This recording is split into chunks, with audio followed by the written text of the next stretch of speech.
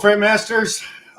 Sorry that we didn't get the video done yesterday. I did post on the community tab that just kind of got way too busy with work and everything, and it didn't work out. So as promised, we are here today. We are live with my friend and colleague, Devin.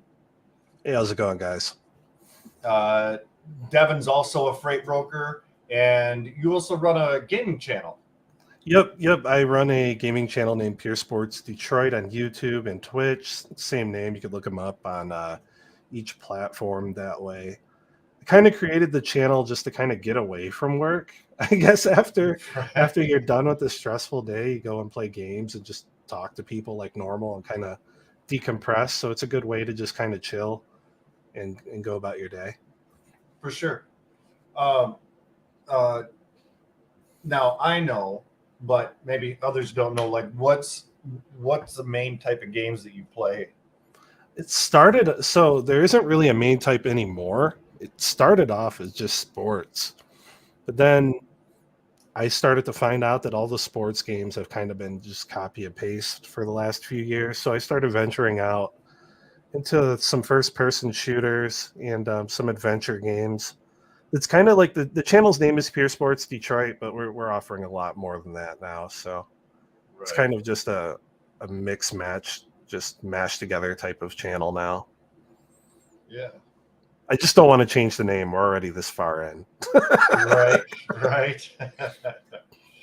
So if you guys enjoy gaming videos, I know some of you drivers out there, I've seen, I know some of you guys have anything from just a basic gaming setup to these elaborate systems inside their sleeper cabs, right? So if you guys, I know some of you guys are into the gaming. If you're into that kind of thing, obviously check out Devin's channel, and don't forget to like and subscribe. Yeah, I'd appreciate that, guys. Thank you. Yeah. So today, kind of going along with our recent theme of everything, and it seems to be kind of one of the things that I get asked a lot about is cold calling, emails, things like this, and everything. And we've covered, where to find shippers or prospects, rather. And I did post the email script in the community tab on our channel. So if you're interested in acquiring that, it's been a very effective email script. And obviously you can edit it to your liking. But here's a cold calling script. Now, Devin, you don't really use a cold calling script, do you? No. So technically I would take something like this, right? And I would more than likely shorten it up just because like you don't want to take too much of somebody's time when you're on the phone with them. They're covering loads, they're dealing with issues like we are. Right. I try to kind of keep it short and sweet. I know that you've talked about that too. I mean, this can work, but more times on like 9 times out of 10, something a little longer, you'll get a lot of pushback and rejection. So it's best to just kind of get straight to the point. Or if you're doing the cold calling and you don't want to get straight to the point, then you may set it up to where you just have a friendly little chat and let them know that you'd follow up with them, with an email, give them some information, and then, wait a day or two, let them read the email or whatever, and then call back and follow up again. I'm more of like a let's get it done right now, kind of like you are. Yeah. But like something like this, I mean, it can work if you know how to change it up on the fly and make it sound like you're just talking to them. Because like you said, you and I talked about this. A lot of times when you're reading from a script, you sound like you're reading from a script. And people catch that right away because they're receiving maybe 50 to 100 calls a day in a market like this. So they just don't want to hear it. Yeah. And so, the best thing to do, hi, Tim, how's it going? My name's Devin. I'm from Bellotto Freight, but like try not to talk about you as much as try to get them to talk about themselves, right? So what you want to do is say, hey, my name's Devin. I'm from Bellato Freight. I always have trucks, within their area. I have 10 trucks, 20 trucks, and then get them to try to start opening up and talk about their lanes. That's what you really want to do. You want them to talk about themselves more than sure. talking about your company, because they don't care about your company. They care more about what can you do for me, right? So. Right. Yeah, I And know some people prefer to kind of take a little bit of a softer approach, or at least with specific types of customers. I absolutely agree with you. It's just kind of been, I know that's the way you do things, and that's how I do it. I'm kind of very direct and to the point, with everything. I'm not trying to waste their time, and I don't want mine wasted either. right. I've listened in on some new people that came into the industry, and listened in on their cold calling because they kind of wanted my feedback. And, they literally went on, it seemed like for 15 minutes about, how their company was the greatest thing since sliced bread. And they were going to turn in everything into rainbows and unicorn dust for them. And you know what I mean? Only to come to find out at the very end that all their freight was FOB. Right. Exactly. And it's, you're just wasting time at that point. Exactly. And energy. Yeah, for sure. But and I've discussed kind of like that direct approach in previous videos. So that's why I kind of put this together. It's a little bit of a softer approach, and obviously people can kind of tweak that to their own likings, for sure. Right. But it was more or less just kind of like an example, right, exactly. Kind of go off of. And obviously, if you are reading from a script, like Devin mentioned, you're going to sound like you're reading from a script. So maybe practice, right? Whether it's in the mirror or with a friend or something, whoever, till it kind of starts to roll off the tongue more or less. Like, for instance, I would kind of cut out the "I'm reaching out to you today" because it sounds like you're reading from a script. I would just go in like, "Hi, my name's Devin. I'm from Bellato Freight. I believe I can help streamline your freight transportation and make it a little more cost effective and efficient." I definitely, like you said, right? Like we were just talking about. Right. You're not gonna want to read these word for word. You're gonna want to take things out, make it more like personalize it. Make it sound like it's coming from you. And I think that's the biggest thing that a lot of people, especially new brokers, fail to do. Like they just think, oh man, I got this magical script. I'm going to read it 300 times a day and I'm going to get 10 customers. It's not how it works, because you're going to, after maybe 20 calls, you're just on autopilot, right? Right. You're not even putting enthusiasm in it anymore. You're basically just reading that thing word for word like a robot. Well, and that's a great point, because I mean, we don't want to come across as sounding like a telemarketer. Right. Hey, Joe, I'm calling you about your extended car warranty. You know what I mean? We've all gotten those calls. Click. So, but yeah, and eventually, but if there's so many people, I think that are new, that get into the industry, that don't come from any kind of a sales background. I didn't. So it was a huge learning curve. And with sales being such a big part of what we do, you know what I mean? Right. I actually started off with a little bit of a script and just kind of tweaked it. And then, after making so many calls, I didn't need that script anymore. Exactly. I guess for you and I have been around for a while. So you a little longer than me. I started at 18. I'm now 33. But like, I think for the newer people, you're going to want to target a certain niche because you are newer and you're just learning. So like, let's say you're a reefer company, you might want to focus on, produce and seafood and stuff like that, and learn a lot about it. That way you could cold call them and you know exactly what you're talking about. You may not even need the script at that point. You know exactly what you're looking for, exactly what you can do. And you can reach out, hi, I'm Devin from Bellato Freight. I have 20 reefers within 5 miles of your location. We can handle frozen. We can handle frozen and dry goods. It doesn't matter. And you just let them know, this is what I can do. Can I have your email address? And then you send them your packet. And then after that, you could follow up with them. A lot of times they may not read your email right away, so you're going to have to call them again anyways, just to remind them. And I think the biggest thing we were talking about this morning, like, because I had an email that I was working on, right? And I told you, I just followed up with this guy every day since last week because we have a big piece of business we could do. And you're like, just keep doing it. The biggest thing with you guys with these cold calls is it's not going to always work right away. You're going to have to follow up with these people sometimes 5 to 10 times. So don't get too frustrated if it doesn't work the first time. And that's a big thing that a lot of people do.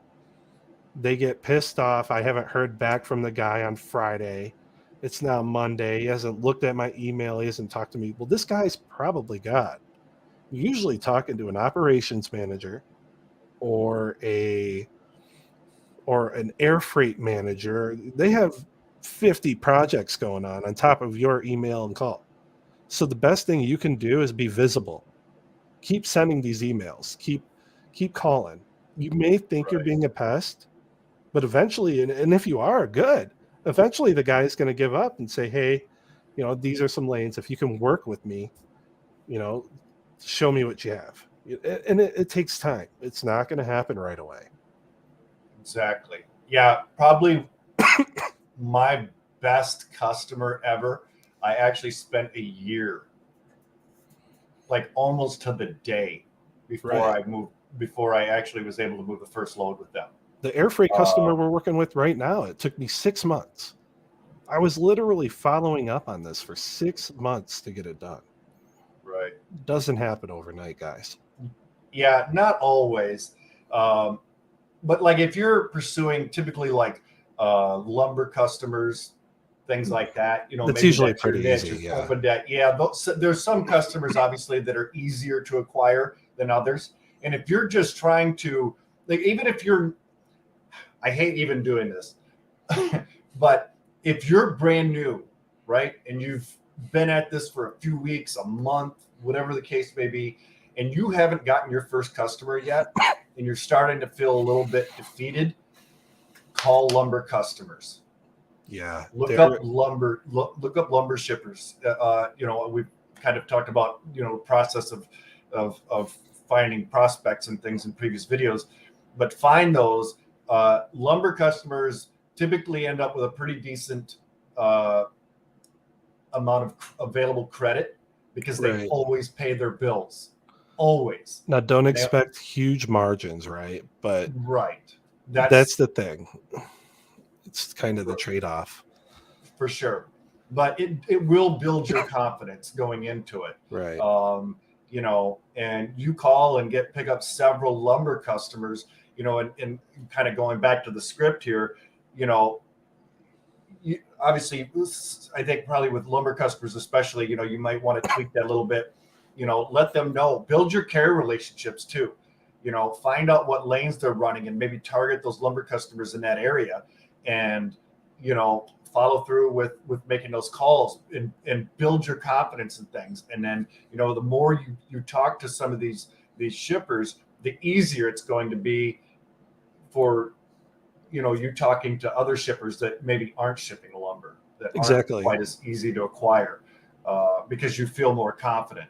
Right. And let them know, like, I'm going to give you guys a tip since a lot of you guys are new. If you're looking for lumber customers, you need flatbeds. Typically you need straps, either straps or chains. I don't know how they're doing it. Probably straps and tarps a lot of times. Yeah. That's really all you need. You need 53-foot flatbeds that need straps and tarps. You don't need air ride. It's lumber. So pretty much any flatbed can work. That's a good tip for you guys. That's a freebie basically. You could call any lumber company right now, 10, 15 of them, and let them know, hey, I have 10, 15 flatbed drivers in your area every single day. We have straps and tarps ready to go. I don't know what days you guys have loads already going on, but if you have a driver looking for a backhaul in a certain area, there's typically a lumber company in that region, within probably 50 to 100 miles, so I would definitely get involved in that. Now, it is going to be a lot of work and lower margins, but they do pay on time, and your loads typically aren't getting canceled. They need to move them.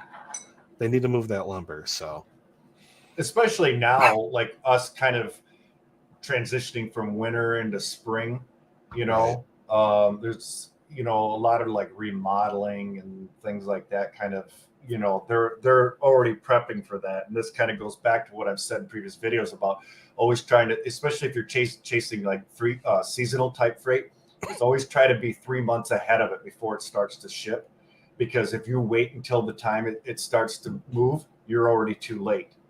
right. They've already onboarded all of their brokers and direct carriers at that point, and your odds of getting in are going to be slim to none. Exactly. So, Not sure. Are we having some technical issues at all? that's what I'm kind of wondering. I thought we had everything figured out. Again, guys, we meant to start this at noon. We had a little bit of an issue, but it says they're saying that it's replaying again. Seems like there's some sort of a glitch. I don't know. I know a lot of times during live streams, if you just kind of grab that little scroller and run it back, you can start from the beginning, and then it'll, Yeah, I mean, follow my through. upload is good, so it should be good on my end. I am noticing a little bit of a delay as I'm watching my other monitor here, that my movements, like there's like about a second or two delay depending. Right. So I'm not sure, maybe that's having something to do with it. Can you guys hear us okay? I The think they information must be. the information is still good, even if we're moving a little delayed. Right. But like you said, I mean, the lumber companies are good. Trying to think of who else would be a good commodity. Plastics. Plastic steel is good, but it's really hard to get into steel companies. Typically, they It, usually have their preferred carriers. it can be. Yeah, And speaking of steel, especially if you're going to move coils or something, for those of you that aren't familiar with that, you'll hear eye to the side or eye to the sky, which means basically that coil is either sitting upright like that, right. or it's a smaller coil that's kind of like laying down on a skid, Yeah, or some sort of dunnage. Um, so that's something to be, maybe if you hadn't ever heard that terminology and you're going, and you do pick up a steel shipper that's shipping coils, you're like, what do they mean, eye to the side? You know what I mean? I know some drivers will not haul coils that are eye to the side, right. just for the Well, simple fact that if their chains or binders or something fails, and they have to hit the brakes, that coil has no conscience. It's coming through the truck. yeah, So actually, that's a big it's, thing. I think I was reading something of it was a while back, but a few drivers die every year. yep. Or every other year, every couple of years, something like that happens. I mean, steel isn't exactly the safest move, Right. but it does pay well. Straps, Right. chains, tarps. You want to make sure all your equipment is, up to par when you're doing that stuff, for sure. Right. So I guess maybe kind of let's I guess kind of move on to the next step at this point. Like you've made your calls, you've got your first customer, right? Or even maybe for this first one is you've called a prospect and they went, yeah, we're not really busy right now. We've got a lot of things handled. I'll let you know. But they did give you their email address and their, extension, or their direct phone number or something. It's just, more or less you've got their contact information, they've got yours, but they're not sending over load lists or, anything like that to you directly. If you have available trucks in your area, just keep sending them every day. Absolutely let them know, hey, I've got 3 trucks on Wednesday, within 30 miles of you. If anything pops up, hey, let me know. Because they may very well have something for you, but they don't want to wait around. Like I've got a customer in Phoenix, and I almost blew it with them. Now this was like years ago. I had been following up with them for a long time. And one day I got a text, said, hey, Tim, I need a truck for this run. Let me know what you've got available, and I need a rate. Exactly. It was a reefer load. And so I immediately, it'd been so long, and I'm like, oh. And I had a couple of guys that I knew ran out of the Phoenix area. They didn't happen to be in there. So I quickly posted it to DAT. It took me about 10, 15 minutes, maybe, to secure a truck in a rate that, I felt was reasonable for everybody involved. Turned it into them. It was already too late. They had already secured a truck at that point. Right, exactly. And the biggest thing, like we were just talking about, is just be there, be in their face. Not really like in their face, but like keep emailing, keep following up, keep that contact going, because you don't want them to forget about you. It's easy for them to forget about you. They have a million things going on. And usually the person who gets the freight is going to be the one who's visible. So, I mean, that's the biggest thing. It's just kind of keep contacting, keep pushing. It's another thing if they do say like, hey man, ease up a little bit. Right. If they do say something like that, then, back off a little bit. But if they're not complaining about it, just keep sending that truck list, keep following up, let them know what you can do. And I've even gotten to a point where it's like, let me know what you're covering this lane for, and I can do better. Let them know right away that you could possibly do better than what they already have. Right. And a lot of times you can. Even if it's shaving $25 off, $50 off, you can always do better. It just depends on what you're willing to accept for a margin, right? And what your company's willing to accept.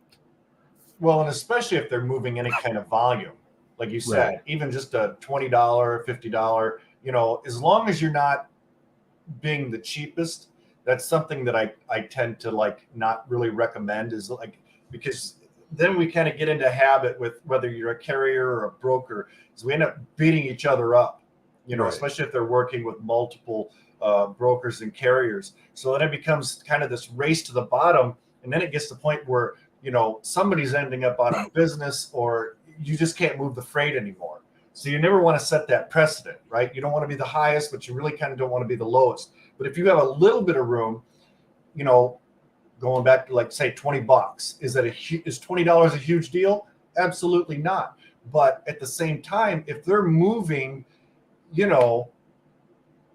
20 of them a week or something. Yeah, over the course of a year, look at what that does to their freight spend. Exactly. what they've saved at the end of the year, and then they can go back to their bosses and say, hey, we saved $10,000 this year, $5,000, whatever it was, kind of a thing. Yeah, there's all kinds of ways to be your preferred broker with a shipper, even if you're not the only one. And that can be hard. I mean, you got to look at your lanes, like if you have DAT or truck stop or whatever you use for analytics. You do need to look at your lanes and make sure you're paying your drivers accordingly. I think that's the biggest thing in building a relationship with customers and drivers, is you don't want to be known as that cheap broker, right? The drivers are going to talk. The drivers talk. They have communities, they have streamers they go to, and believe it or not, they talk about us. They talk about us a lot. So you want to make sure you're still paying your drivers good. Like, for instance, there was a lane yesterday where it was like $1.50 a mile or something, and I couldn't, in good conscience, pay a guy $1.50 a mile when his diesel fuel is $5 a mile. So Right. Guess what? I quoted it I quoted it with a rate where I'm paying the driver $250 a mile, and I'm making maybe a couple $100 above that. But at least I know that I was still paying the guy a living wage, right? I think we need to set a precedent where we're paying drivers a good wage and we're still making our money. I think the biggest problem in the market right now is some of the big brokers. Like, I don't want to name names because we don't want to become that kind of a channel, but Right. some of Not the be bigger that guy. brokers out there, they are paying the drivers bottom barrel rates. And guess what? They're still making a fortune, and we know they are, or they wouldn't be moving this freight. That's why you're seeing these lanes and the rates drop down to $1.50 a mile, is because they can get away with it because they're huge. It would be great if we could all set a precedent where we're all paying each other well, right? Where we're not ripping each other off to try to make $20. If you look at the market, it's dipping every day. So I mean, it's on the drivers and it's on the brokers to keep a good fair wage for everyone involved, right? Like, Right. it is kind of hard though. Like I was displaying, like, some of the bigger companies. I'm just going to name a name, like Amazon Freight, for instance. They have so much purchasing power that they just dictate whatever it's going to be, right? Right. But those aren't the kind of guys you want to work with. You want to work with lumber companies, steel companies, air freight companies, sea freight companies, even though the freight doesn't always come in quick. You want to try to work with those guys directly. And I think what we were talking about last night, I know we're kind of off script now, but you That's want to build value. You want to build value. They will pay you better if you just provide great service. If you're giving them updates on time, if you're providing GPS tracking, if you're sending that POD in within like 20 minutes of delivery, you send a picture of the POD, that goes a long way. It really does. If you I mean, I'm pretty transparent with my customers. I don't lie to them. If there's something wrong and I know that there's a shipment tomorrow or the next day and I don't think I can handle it, I'm letting them know immediately that there is something wrong. I know a lot of people are afraid to do that because they're afraid to lose the customer. Well, guess what? If you wait until the day of the shipment, within an hour of having to pick up, before you tell somebody there's something wrong and you knew about it 24 hours in advance, you're more than likely going to lose that customer by waiting till the last minute. So you need to be honest, transparent, provide timely updates, and honestly, you need to vet your drivers. You need to pick good companies to work with, because some of this freight out there is high value, and you just don't want to put just anyone on it. Right. These are all important aspects in building value. And honestly, if you build value and you do these things, customers are more than willing to pay you better because they know what it's like to deal with one of the bigger brokers out there. Some of these bigger brokers have 10 people working on your load. You don't know who the driver is. You're not getting your updates on time. I mean, I've dealt with it. You know what I mean? So Right. you have an advantage as a smaller company to be able to provide the kind of service that the bigger companies can't do, I think. That's my opinion. I've always kind of felt that way. And then I'm having a little bit of a brain fart here. It was something you said here just a moment ago. Um, Building value, updates, trying to think. right. I had it, and then I had two or three thoughts going on in my head at once, and now I forgot what it was. But yeah, I absolutely agree. Oh, and sometimes when you get that new customer and you're doing a good job, like you said, like providing value, offering tracking, giving them updates, being out front with them and timely with information. If the truck fell off or if he's going to be late for delivery, things like this, and a reason why. All of these kinds of things, being very transparent with your customer. Oftentimes they'll start you off with some of their most difficult lanes, but then as you build value, they're going to give you some of their better lanes, Exactly. their higher paying lanes. And don't be scared. Do not be afraid to tell them what this is logistics. Stuff happens every day. Doesn't matter whether you're hauling an airplane engine or you're hauling canned foods. Let these people know immediately so that they can make adjustments and they're not doing it last minute. Because if you wait until an hour before the load has to be picked up, now they're looking for a truck. Now it's probably 12, 1 o'clock, and they're more than likely not going to find a truck right away. It's going to be late. They're shutting down plants. Like, there's a lot more that goes into it than just our truck, right? So Right. the sooner the better. And the more transparent you are, the more they're going to trust you, because they know you're not somebody who's just going to say and make up excuses just to keep the business going. You know, you don't want to be that guy. Right. And not all shippers are created equal either. You know, Right. Exactly. You know, I'm sure you and I both have had our share of crappy shippers. You know, some of them, they just don't care. You know, they don't, you know, like You're going through it right now. Yeah, absolutely. I've been with this. Well, there's a particular customer. They're a larger customer. I've been with them for 5-6 years. You know, and primarily moved a lot of their stuff spot market. But then they kind of opened things up, you know, where we could moving some dedicated lanes and things. And I have a great carrier that normally runs this one particular lane for me. But they don't do the Friday loan. So I typically, you know, so I had to reach out to another carrier that was willing to do it on Fridays.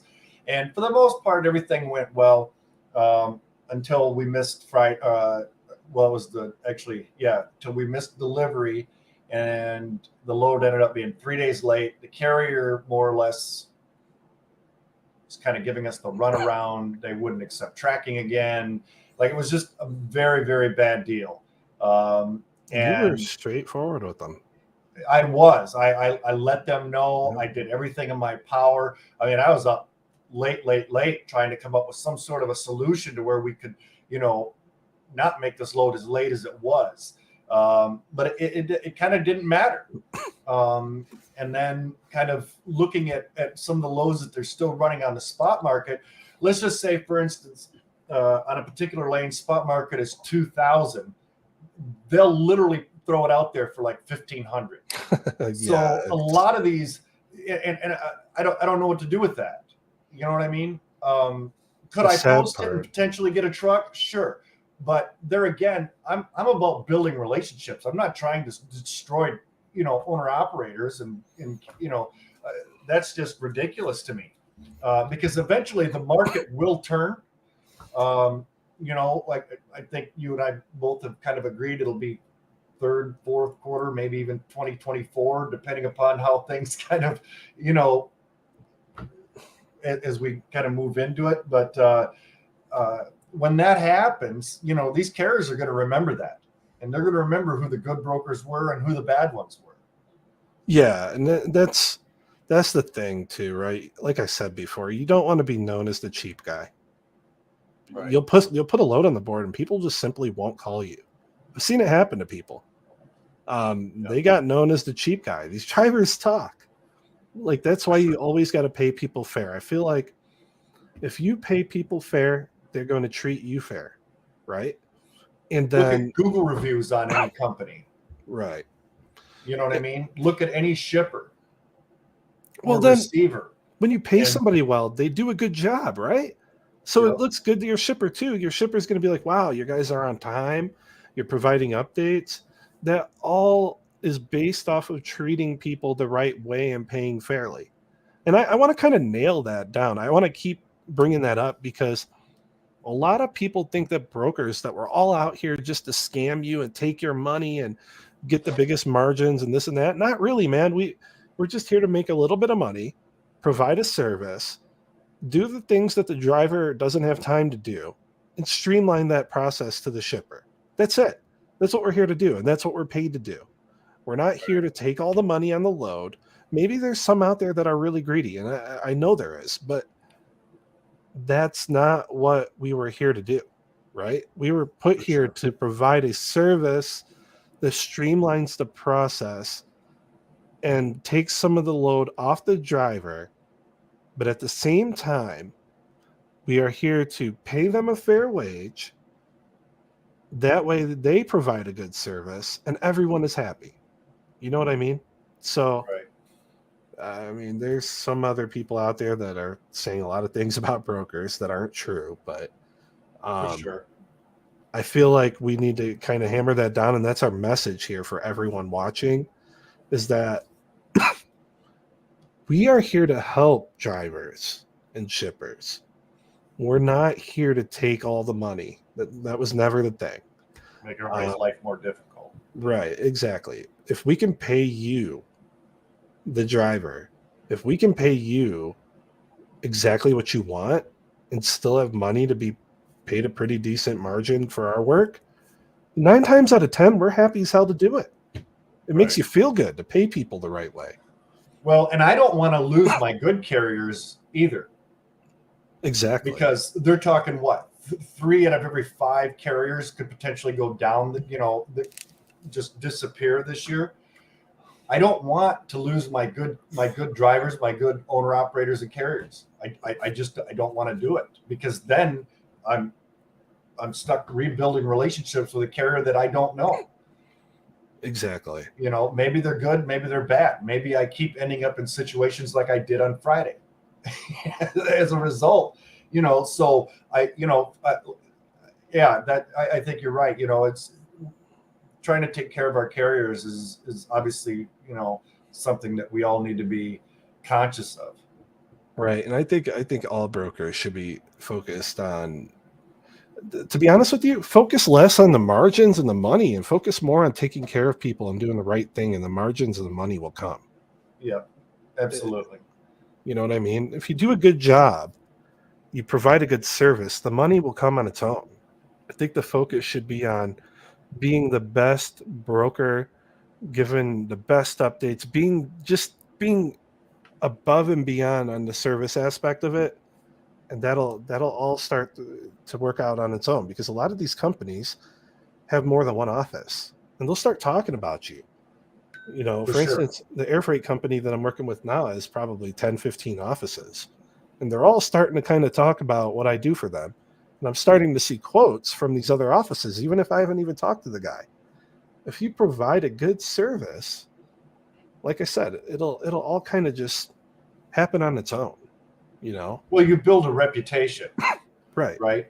I've even had a particular customer that knew somebody in an entirely different, industry, or not even in the same, like, let's say, okay, like, one right off the top of my head, for instance, I had a customer that shipped reefer freight out of California.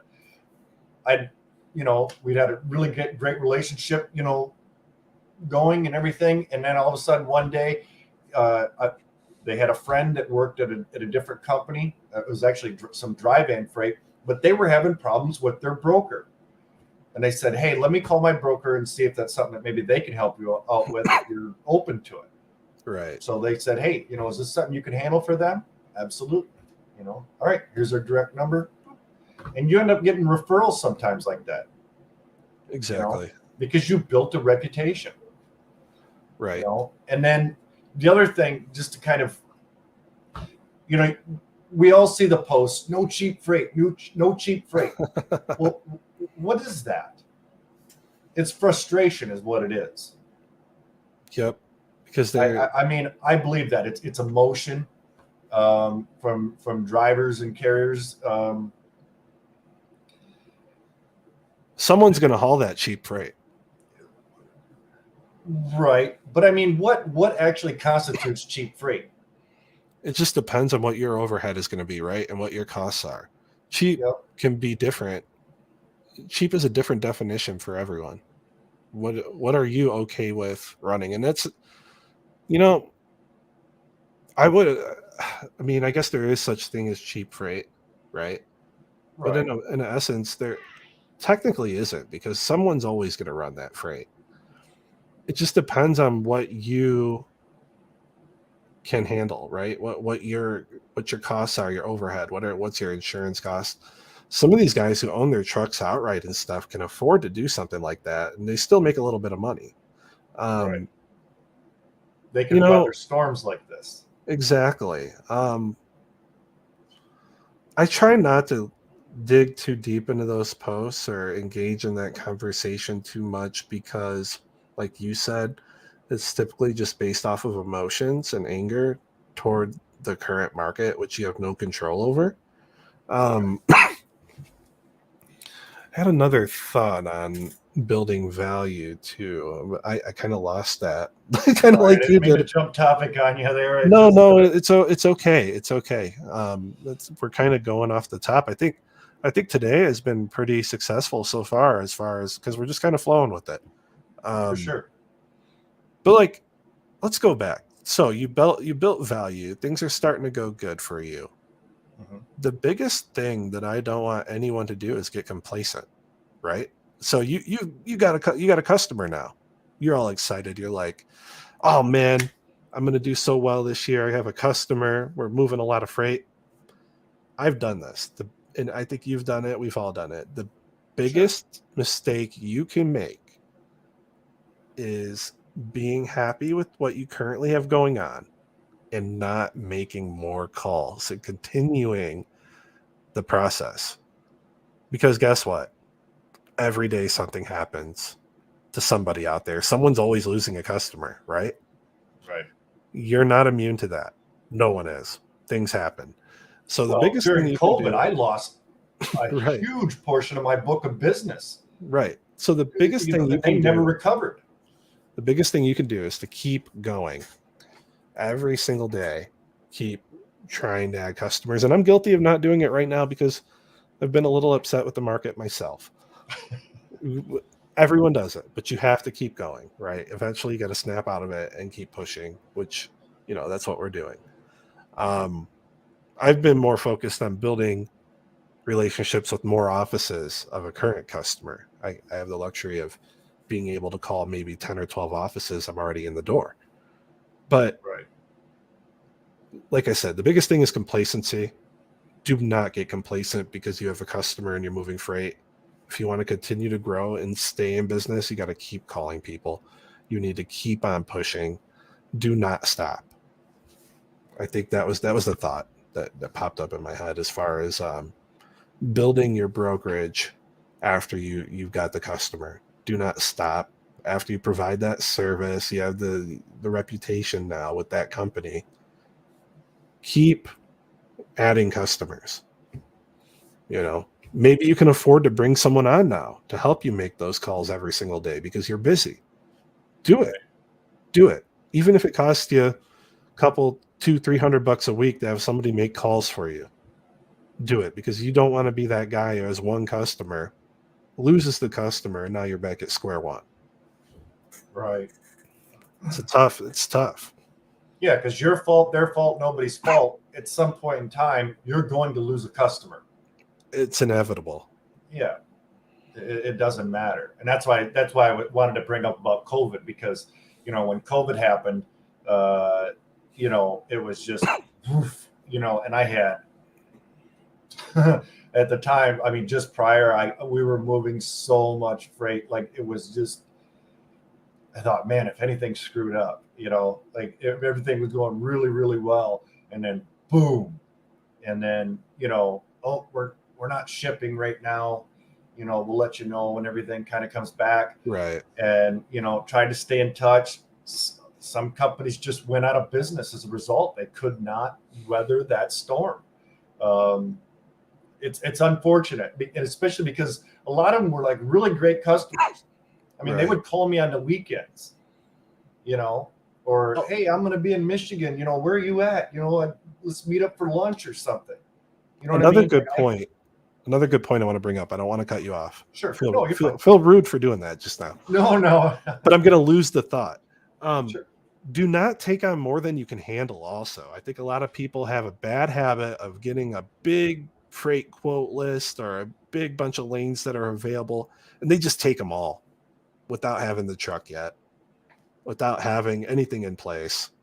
And that is another way to just completely blow yourself up. Yeah. I've seen it happen. People, one guy taking 50 loads by himself, 50 loads a damn day. There's no way he can handle it all himself. Right. Now you're having to lie to customers. Oh man, truck's on its way and you're searching for a truck. Like, you don't want to put yourself in that position, right? Only take what you can handle, what you know you can handle. For sure. Sure, you want to make money, you want to grow quickly. If Try to make your customer happy. Yeah, you want to make it to where your work is manageable, basically. Right. I wanted to add that in there before I forget, because I've seen people crash and burn trying to do too much. It's kind of the opposite of being complacent. Right. It's the other side of that coin. Yep. You can do too much and you can do too little. You kind of want to be right in the middle. No, it's different if you have a team of people. If you have a team of 4 or 5 guys, 50 loads a week is nothing, or 50 loads a day is nothing. Oh, for sure. But if it's just you and you're just starting off, be careful. You don't want to do too much. You don't want to be in a position where you can't find a truck. Research your lanes before you take them. It's easy. You go on Data Truck Stop. You can view how many trucks are in a given area every single day. You can even go back and look, I think, based on the charts and the analytics and stuff like that. But not all lanes are created equal. I'll tell you that. Right. I mean, for instance, coming out of Seattle going to Montana is not going to be an easy lane, but going from Chicago to Illinois, or Chicago to Indiana, or Chicago to Wisconsin, it's going to be a lot easier. You know what I mean? So you just want to be careful. You want to do the research. You need to do a good job on every aspect of it. That's all part of providing a good service. Under promise and over deliver. Exactly. Yep. Anything else you'd like to add?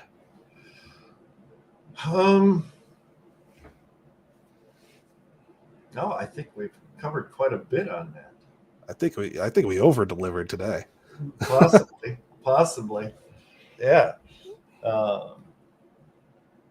Yeah, it's just the whole idea of making, there again, being transparent, following up, everything that we need to do to build our relationships. Right. Yeah, there's a lot of key points there, I think, that are important, especially, maybe a little. Remember whether you're new or you're a veteran in the industry. Right. It's very easy to get complacent. I think that's the biggest problem with the veteran in the industry. You know what I mean? For sure. And right now, if you're starting right now, I mean, I'm going to be honest with you guys. This may be one of the worst markets to start up in. So it is going to be harder. It's not going to be easy to get a customer right away right now. Maybe the lumber guys will do it, right? They're going to be an easier approach, but there's no guarantee. If this is what you really want to do, don't give up, but it will take time. So don't put all your eggs in one basket. If you have a part-time job doing something else, or you have a current job, don't just quit what you're doing and become a broker and go all in as a new guy. Right. You know what I mean? You want to continue making money and starting off right now, there's a good chance you're not going to make any money for a while. Well, and I think it might be slightly easier chasing seasonal produce or seasonal freight, if you're new coming in, than it would be for, than chasing. I mean, correct me if I'm wrong, or, your opinion on that, versus chasing, Campbell's soups or something. You know what I mean? Their stuff is running year round. They've already got established brokers and carriers that they work with, that kind of thing. Typically, right? Right. But the produce season is expected to be terrible, right? So even the seasonal stuff right now, there's going to be a lot less of it out there.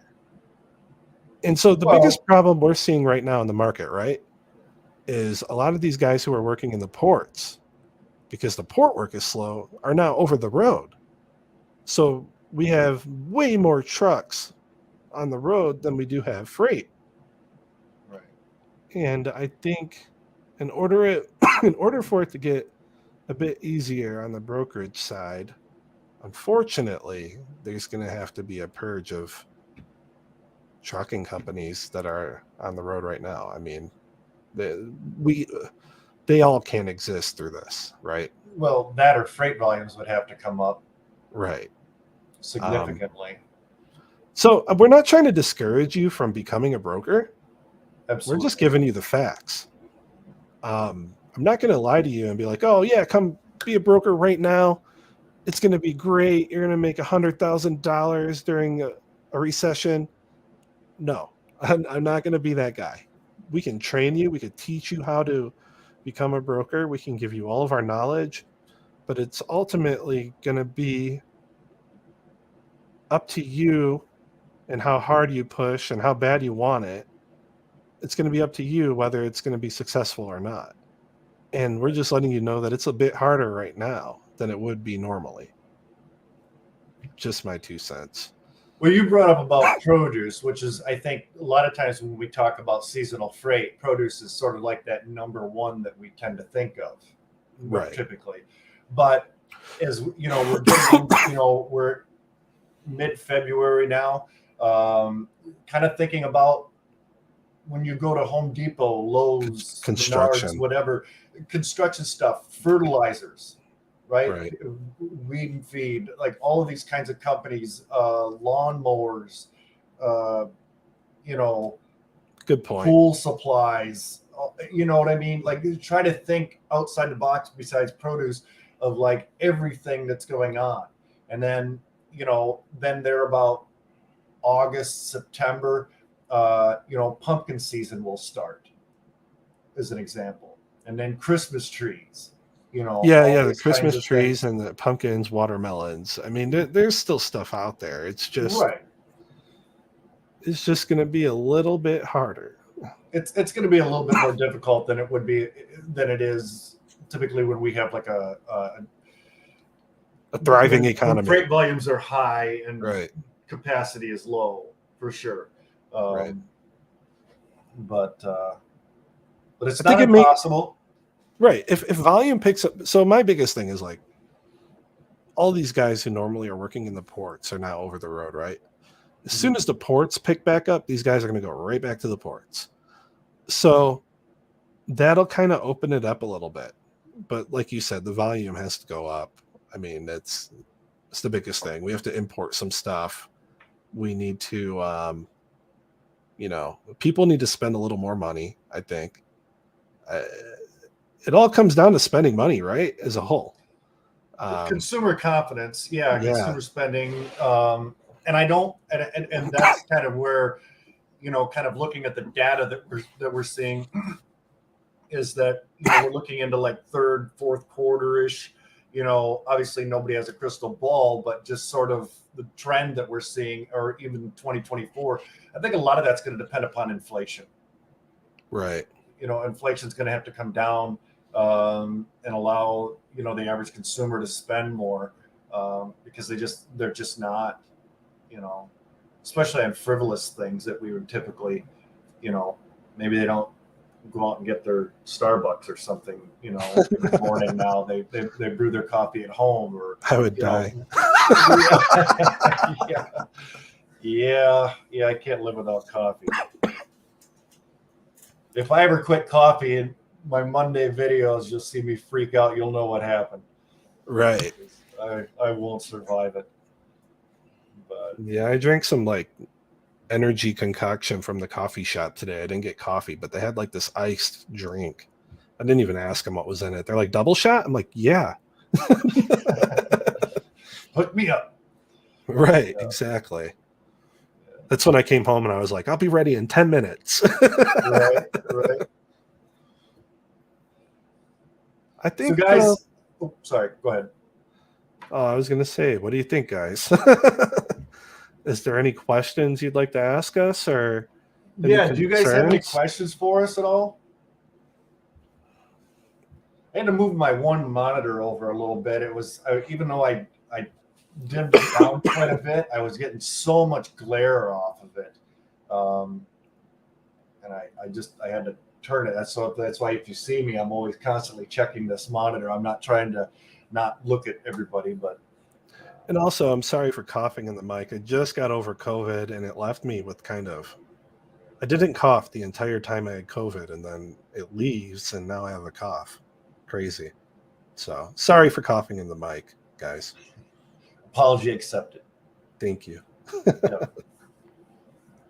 And guys, links to this freight broker cold calling script, the email script, all the other links and things that we have to the Facebook group if you're not already a member.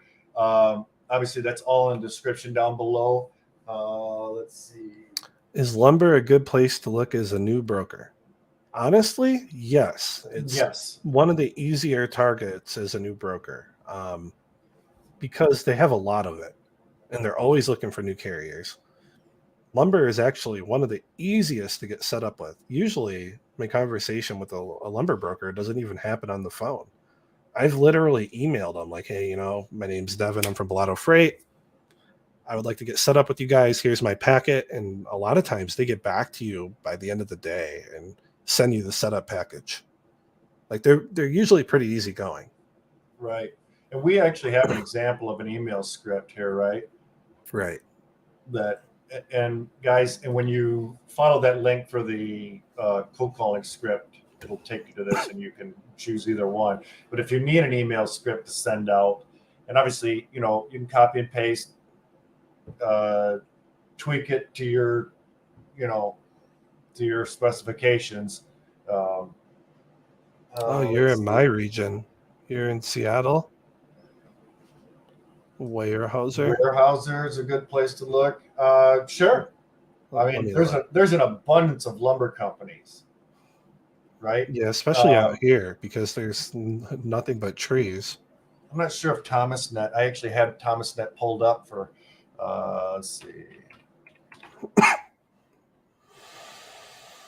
Let's see, Weyerhaeuser suppliers. So there again, guys, visit thomasnet.com. There was 1,173 suppliers just categorized under lumber. There was, other ones under plywood, things like that. Crane mats is another one. All your building materials and things, right. Just kind of using lumber as an example, but there again, you start thinking about, different types of stuff. This one has multiple locations from the looks of it. There's Illinois, PA, Louisiana, British Columbia, if you're in Canada, North Carolina. There's Ontario again, Miami. Florida's not really a place that you think about. Oh, there's synthetic lumber and decking. Right. So not your traditional wood. It's I actually have the synthetic decking on my home, so I like it. Yeah, the Weyerhaeuser, I just looked up your company you put up there. It's a good place to start, but you got to know who you want to speak with, right? So they're a really big company. So you're going to have to do some research on LinkedIn or whatever and find out who the shipping manager is. Because when you talk to a bigger company, 9 times out of 10, you get kind of thrown around or just kind of blown off because you didn't talk to the right person. So they'll say, oh, we're all set with our carriers for the year, or, oh, no, we don't need any help. But really, they may need help. You're just talking to the wrong guy or girl. So right. You need to do the research and kind of find out who to talk to. And like I said, LinkedIn is a good place to start for that. And that kind of brings up a good point. Some of the larger companies, it might be difficult to find who the decision maker is. Right. Obviously LinkedIn's a great resource to find that out.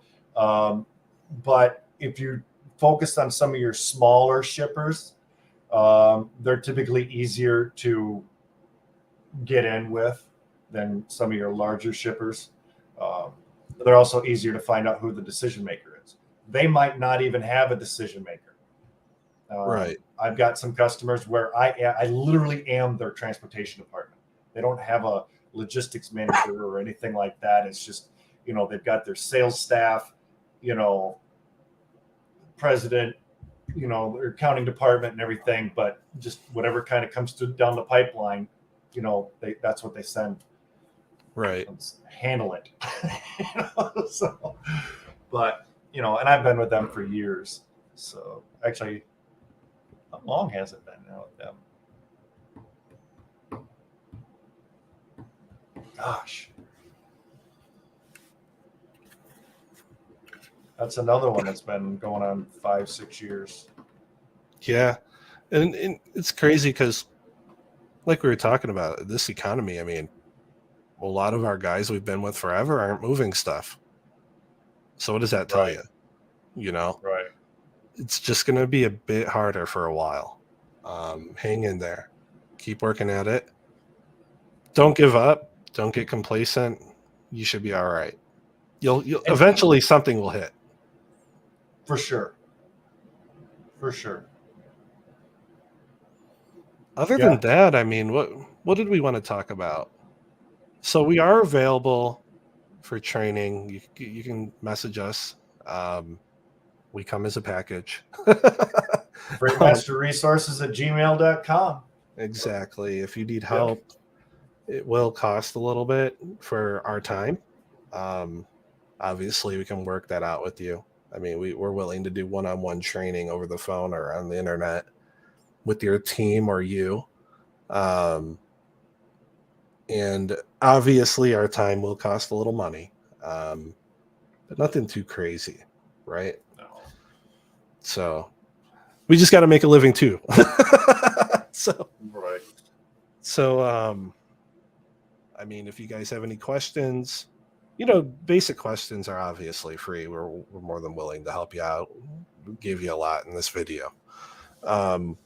But if it comes down to, trying to share as much information as possible through the videos, it's just sometimes it's not as intimate as like one-on-one. You know what I mean? right. So, or through some sort of direct training, not that, we want to give out general information, but in some instances it is. But if during like a live training session or something like that, you can kind of, find out exactly what their niche is, and kind of pinpoint and narrow things down. You can listen to the cold calls and help you help you fix it up, make it sound better, things like that. Exactly. So. All right, guys. I hope you have a wonderful rest of your day. I think we kind of covered it all. We asked if anybody else needed any help. I think the one Facebook user, he's happy. Obviously, they could reach out to you in your email. You'll tell me about what's going on, and we can go from there. For sure. Oh, wait. Our YouTube journey, right? We're planning on doing that kind of combined channel.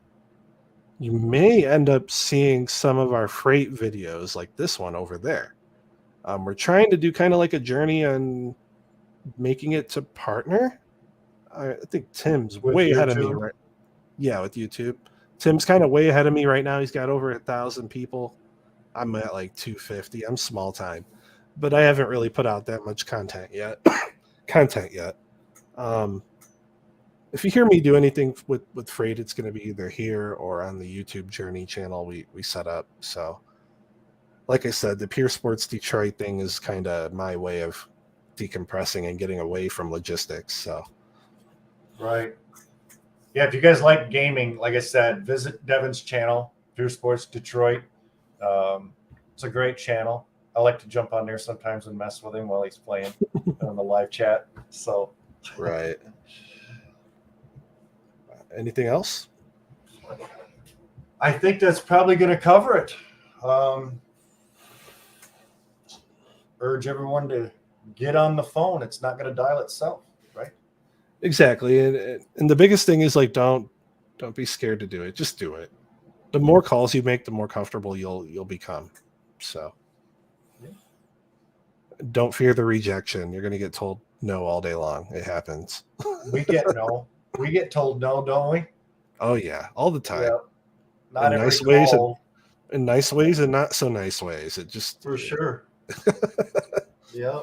just got to move on. That's part of sales, We're all set. right? Sometimes I've made calls, like I didn't hardly get my name out. I went, "Hi, this is Tit." No, thank you. Click. I didn't even get. It's just like, okay. So All right, man. It was great being on today. I appreciate you having I'm me glad on. we were able to have you on. Maybe this will be a regular thing. What do you guys think? We should. Yeah, We should. I think it gets through the conversation easier with two people. Just kind of flows through. So, Absolutely. all right. Well, I hope you guys have a great day. I'm going to get off of here. I think Tim's probably getting ready to end the whole conversation today as well. What do you think? Yeah. Oh yeah, don't forget to buy him a coffee. I need my coffee, people. There's a link in the description there Yeah. to the various things that Tim is an affiliate for. That There's he no represents. obligation, obviously. That it's easier for me to kind of share it on another platform. Exactly. There's no obligation, but it does help out. For sure. For sure. So. All right. Well, Devin, thank you so much for your time today, sir. Yeah, no problem. You have a good day, man. I'm glad a bunch of people could jump on here and join us. And as always, be kind to one another. Till next time. Bye-bye now. Later.